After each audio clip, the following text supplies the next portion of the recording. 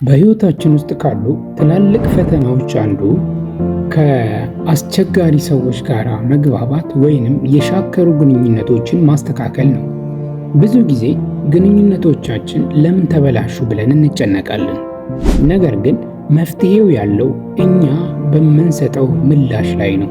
ዛሬ በማህበራዊ ስነ ልቦና ወይም ሶሻል ሳይኮሎጂ የተረጋገጡ 3 ድንቅ ዘዴዎችን እናያለን። እስከ መጨረሻው ድረስ አብራችሁን ቆዩ።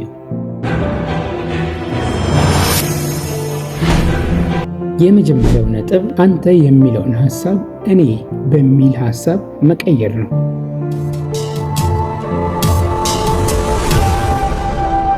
የመጀመሪያው ዘዴ የንግግር ዘይቤያችንን መቀየር ነው።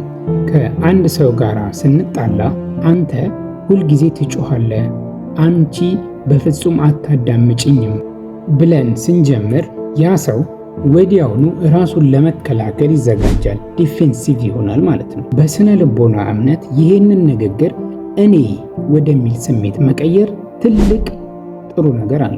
ለምሳሌ አንተ አታከብረኝም ከማለት እኔ ስናገር ትኩረት ካላገኘው የመገለል ስሜት ይሰማኛል ማለት ትልቅ የሆነ ፖዚቲቭ ለውጥ አለው ማለት ነው።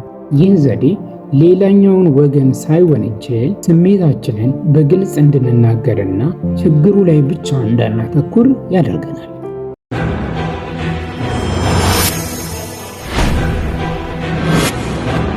ሁለተኛው ነጥብ ስሜታዊ ብልህነትና ንቁ አዳማጭ መሆን ነው።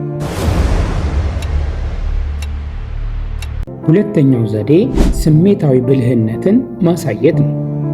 በአስቸጋሪ ውይይቶች ወቅት ብዙዎቻችን የምናዳምጠው ለመመለስ እንጂ ለመረዳት አይደለም። ንቁ አዳማጭ መሆን ማለት ያ ሰው የሚናገረውን ብቻ ሳይሆን ከጀርባ ያለውንም ስሜቱን ጭምር ለመረዳት መሞከር ማለት ነው። አክቲቭ ሊስነር ወይም ደግሞ ንቁ አዳማጭ የሚያስብለን ማለት ነው። ንግግሩን ሲጨርስ ማለት የፈለግከው እንዲህ ነው ብሎ ጥያቄ መጠየቅ ደግሞ እንዳዳመጥ ነው የምናረጋግጥበት አንደኛው ዘዴ ነው። ይህንን ጥያቄ ስንጠይቀው ያ ሰው ያ ግለሰብ የመደመጥና የመከበር አይነት ስሜት ይሰማዋል። ይህ ደግሞ ለግንኙነታችን በጣም አሪፍ ነው ማለት ነው።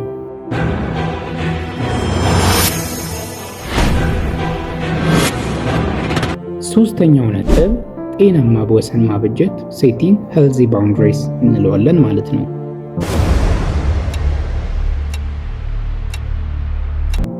ሶስተኛውና ዋናው ነገር ጤናማ ወሰን ማበጀት ነው። ግንኙነቶቻችን ማስተካከል ማለት ሁሉንም የአስቸጋሪ ሰው ባህሪ ዝም ብሎ ዋጥ እያደረጉ መቀበል ወይም መውሰድ ማለት አይደለም። ጤናማ ግንኙነት የሚገነባው እርስ በእርስ በመከባበር ላይ ነው። የትኛውን ባህሪ እንደማትቀበለው ለምሳሌ መጮህ፣ ስም ማጥፋት፣ ንቀት በግልጽና በሰላማዊ መንገድ ማስገንዘብ ያስፈልጋል ማለት ነው። እዚህ ጋር አንድ ነገር እንድትረዱ የምፈልገው ነገር ወሰን ማበጀት ማለት የራስን ድንበር ወይም ራስን ማስከበር ማለት እንጂ ሌላውን መጥላት፣ ሌላውን መናቅ ማለት በፍጹም እንዳልሆነ እንድትገነዘቡ እፈልጋለሁ።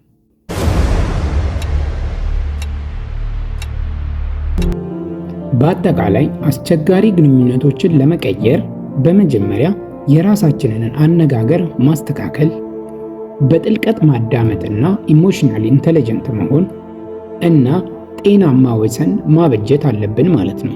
ከእነዚህ 3 ዘዴዎች ውስጥ ለእናንተ የትኛው ይበልጥ ከባድ ይመስላችኋል? በኮመንት መስጫው ላይ ያጋሩኝ። ቪዲዮ ከጠቀማችሁ ላይክ እና ሰብስክራይብ ማድረጋችሁን እንዳትረሱ።